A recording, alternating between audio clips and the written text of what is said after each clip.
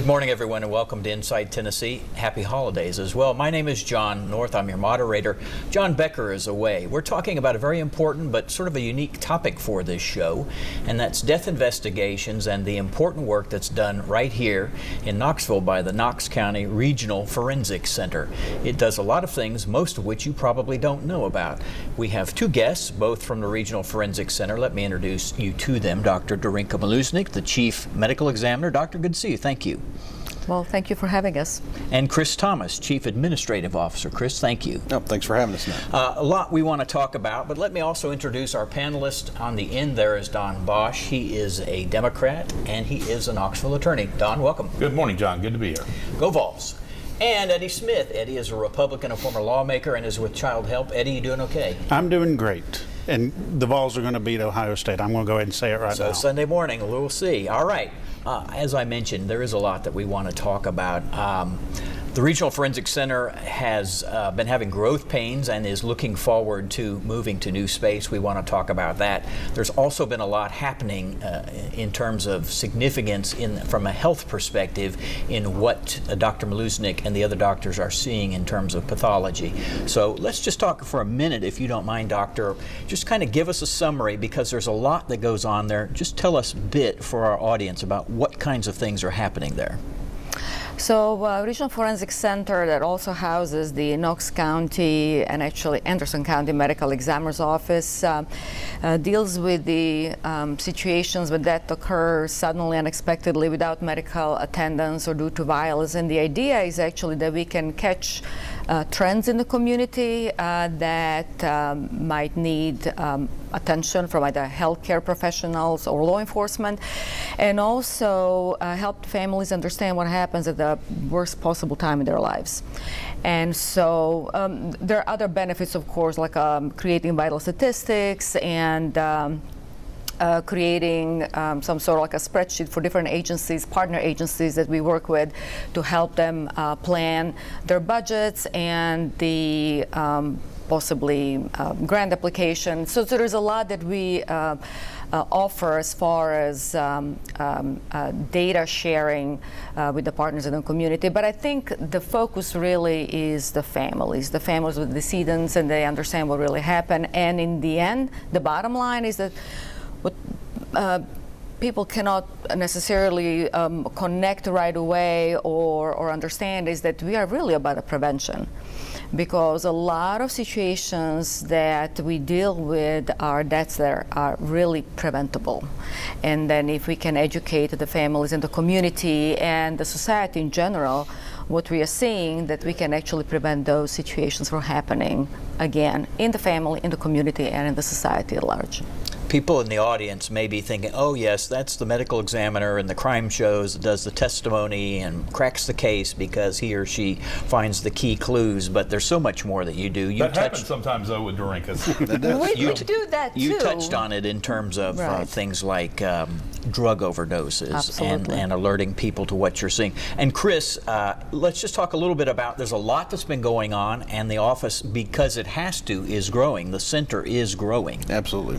And in what manner? How so? So, if you go back to pre-pandemic days, we had an operation. I think there was 28 employees that we had total that covered 24/7, 365, and we saw an average of about 1,900 decedents a year that would come through that would need an autopsy or exam. When the pandemic happened, behind it was the overdose epidemic that sort of just ran through East Tennessee, not just Knox County. And that caused our numbers to increase significantly to where by the end of 21, we were seeing 2,800 decedents coming through a year. So you had over 1,000 additional people coming through for 27 employees. So we've had to hire and grow to be able to handle that volume to the point where we had to create workspaces in unique places in our facility just to house them and have them a place to sit. If you've been to our place before, we don't even have that much parking. So it's tight. It's a good thing we work in shifts, because there's not enough parking for all of our employees if they had to be at the facility at one time. In addition, we had our morgue space. We were were at capacity on multiple occasions. We used resources to get a morgue trailer, secondary operation, so that we could house additional bodies. But the drug epidemic, when it came in, and with the synthetic drugs that Dr. Mileusnic identifies, they were so rampant and they're so fatal that our numbers were just growing at an exponential rate. And Chris, we're largely talking about fentanyl when you say the synthetic drugs, at least over the last few years. Absolutely. Fentanyl is by far the leading cause of drug. It's in roughly 70 to 75% of all the drug-related fatalities that we see at our facility. Number one for at least 5 years. Absolutely. And Darinka, you mentioned that one of the things that most people don't realize is in the prevention world. So I want to go back because, having served in the legislature, you came to Nashville and advocated heavily for the repeal of the Intractable Pain Act. You and I worked on trying to close autopsy records, especially of children, and things like that. So there's a lot and it's that you happening do. now, I think. It is happening now, but there's a lot that you do around that world where it's also to help those families with closure. Yes. So really kind of talk about that prevention side of it and what you're doing and how we're seeing that translate into some of the positive trends. I think you said we were down 31% right now in drug overdose. So yes, and that has helped us finally catch up with the cases because the trend is definitely slowing down. And then your question is essentially how is that helping? Well, identifying the exact agents helps the family understand why that happened in a certain way at a certain time, but also law enforcement then can track the source of the drug and fight it exactly where it's coming from, not just like a local dealer, but actually a bigger picture, like where it's really where the suppliers are and what are the chains, and that's only possible by really exactly identify the combination of the drugs, because it's almost like a fingerprint of a certain supplier or a path or a way that is being transported or coming or distributed in the community. You're making kind of a direct reference to the Detroit pipeline, as we've called it, within the criminal justice community, and we can identify the type of heroin that's heavily cut with fentanyl, and it looks like Detroit heroin. In fact, when they end up catching people that are distributing it, that's usually where they're from. Absolutely, yes. We're going to take a break right now. We're talking to Dr. Darinka Mileusnic and Chris Thomas from the Regional Forensic Center. Much more to talk to you about. Don't go away. Back on Inside Tennessee, you're looking at a map. Yes, it shows some land out in northwest Knox County. That is going to be the site of the future home of the Regional Forensic Center. And two fine folks who know all about it are here with us this Sunday morning. Chris Thomas is Chief Administrative Officer. Dr. Darinka Mileusnic is the Chief Medical Examiner. Chris, my understanding is, but you're going to enlighten us better, new home for the center, maybe groundbreaking in the spring, maybe open by 27? Hopefully we're going to be in by the end of 26. I'm pushing to get in by the mid of 26. I know that that's a very large, hopeful dream, but I'm pushing for it. That image that you saw, that's the entire business park. Yes. We have that top right quadrant, which is 15 acres, only half of which we're going to be using for the facility. So our current facility now, where it's an 18,000 square foot facility. The renderings and drawings that we've come up with for the new facility are going to be right around 33,000 square feet. So currently we pretty much doubling the office size and the laboratory size of the entire facility. And is there room to grow on that side as well? Absolutely. The way we have designed this is that employee parking would be in the back, and that we will have our offices, the ability to grow. Now, we have designed this facility for what I anticipate 15-year growth at, if you add in one or two mass growths inside that cycle, but I'm hopeful that we won't have to expand for another 20 years inside the facility. Terrific. We're going to have many empty office at the beginning over the years we will fill. So for as of right now, we have 6 forensic pathologists. I'm building an office for 10. I'll say this real quick. I'm sorry, go ahead. And a memory garden, Sure. which was very important. Very nice. It was very important You don't to have a lot that of employees. here at your current Well, it's our hope place, that we'll have do you? it. Right. We won't say where exactly, but it's in Knoxville and it's near UT. But that's very nice. A memory garden. It was important to all our employees. That's cool. Doctor, it might help our viewers if they understood a little bit about the history of the medical examiner's office. And I've been practicing law now about 36 years in this town, so I'm pretty familiar with your operation. But tell our viewers where it started, when it started, and its sort of evolution from UT to where you're at now to the new space, hopefully in 26. So the state of Tennessee is a medical examiner system. So every county has a medical examiner. We are not the coroner system. We don't have time to go into details about it, but I think it's really, it was a step forward to move in the right direction to do things more kind of scientifically and in a kind of medical and forensic fashion, so to speak. And so the facility that I worked at for a while was actually on the ground floor of the University of Tennessee Medical Center. Sure. And it was like a first real facility that housed the Office of the Medical Examiner and was actually under the umbrella of Department of Pathology and University of Tennessee. As such. And then as we grew and the hospital grew, we had a great relationship, but it was just not sustainable anymore. So we moved to different facility in 2014. We had 6 months to pretty much pack up, Wow. move, go. It was a former surgery center that was renovated. 6 months. I mean, it was like a really record time. And not only that, we moved and we did not have any interruption in the services, and we actually maintained our accreditation. That was an important part of the office image. The state of Tennessee is unique because the law passed several years back, actually 2010. Exactly, almost 15 years ago, that if the forensic autopsy is going to be performed, it has to be performed in the regional forensic center, must be performed by a board certified forensic pathologist, not just anybody. And I believe that really brought the level of medical legal death investigation at a really high standard, which is fantastic for the community. But we already outgrew that. We are so landlocked. In just 10 years. And in just 10 years, we expanded. COVID definitely brought us to almost a breaking point.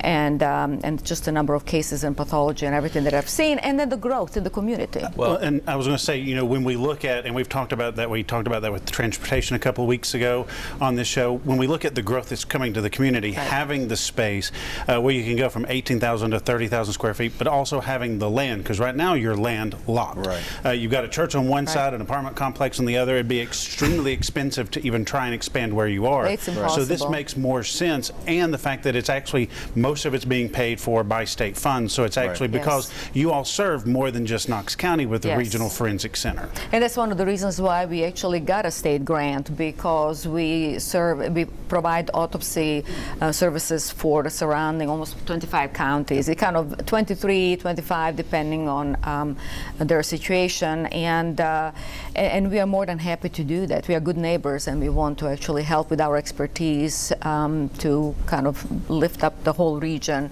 and help them deal with the forensic issues. Fascinating topic we don't usually get into. Don and I spend a lot of time in courtrooms, so we certainly get to see the doctor a lot. This is sort of a unique perspective for you all. And it's time for a break. You probably want another cup of coffee. It's Inside Tennessee, and we're coming back.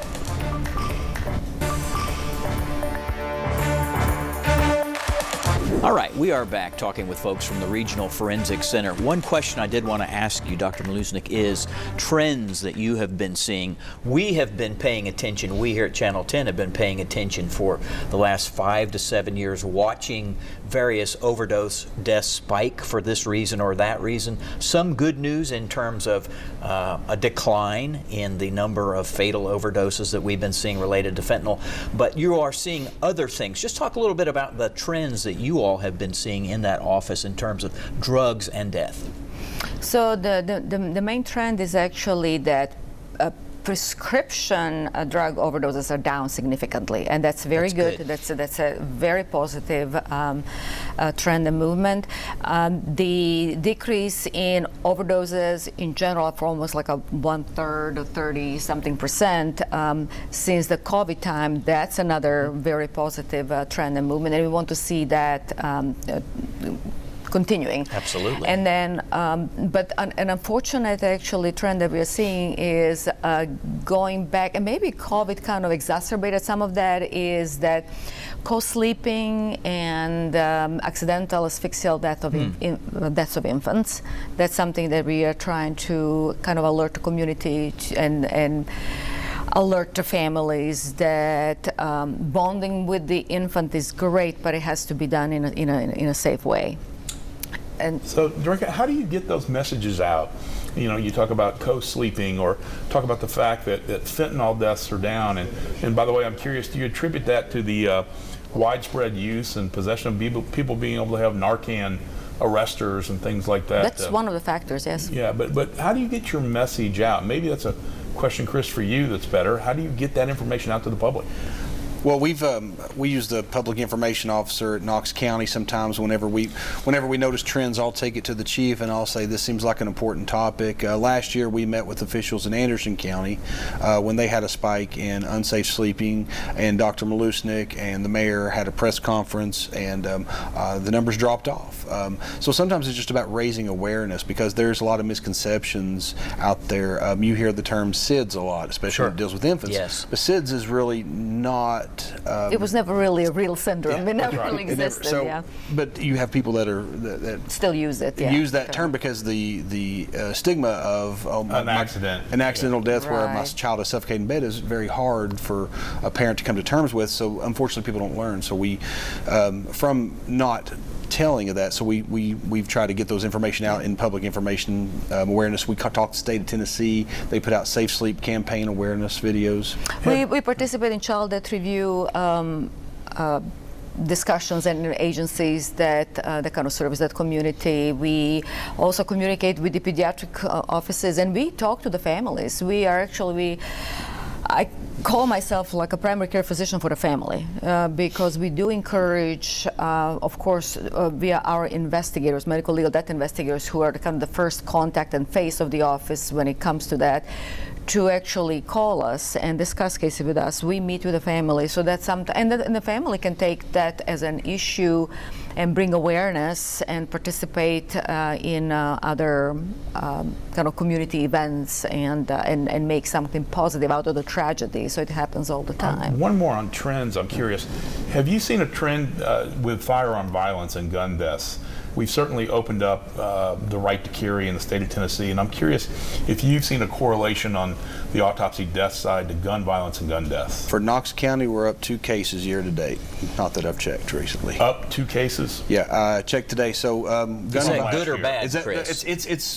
It's kind of flat. So same. Our homicides are pretty much flat. Our suicides are maybe just a tad elevated. Accidental gun deaths. We don't see very many accidental gun deaths. It's usually suicide or homicide. We see maybe just a few accidental deaths a year. We had a little uptick with the teenagers who get hold of a gun. If one message I would like to actually convey is that the gun safety. I mean, number one, you have to secure the guns. We had several kind of teenage deaths, and some of them were witnessed by their friends, and it was just like a really unsafe handling of the weapon, which should not happen. So just telling the families you have to secure them, how to secure them. There are actually ways to do that, and they definitely safe handling of the gun. Unless you're going to use it, you never point it at anything or anybody, and you never put the finger on the trigger. Or, and we see this, Don and I see this in court, Eddie, you may see it as well, the gun is just left out on a nightstand or in a place, and the parent thinks that it's out of reach, but it's never really out of reach when you're talking about a kid, which is incredibly horrific. We've seen that. Real quickly, I just wanted to ask you, looking ahead to 2025, we've talked about sort of the hardware, the physical project that you will have going. Do you have any kind of wish list in 2025 of other things you would like to do? Well, the wish list is definitely to fill the vacant position for another forensic pathologist. That would make how many? 6. That will make 6. It will make 6 because we have a kind of part-time and locum tenens positions, but we would like to have like a stable sixth kind of pathologist to join our team, because it's not just the kind of the cases and investigation, it's court testifying, and we would like to be also involved with the participating in the community events as far as like safety issues when it comes to either guns or safe sleeping or something like that, and that requires time.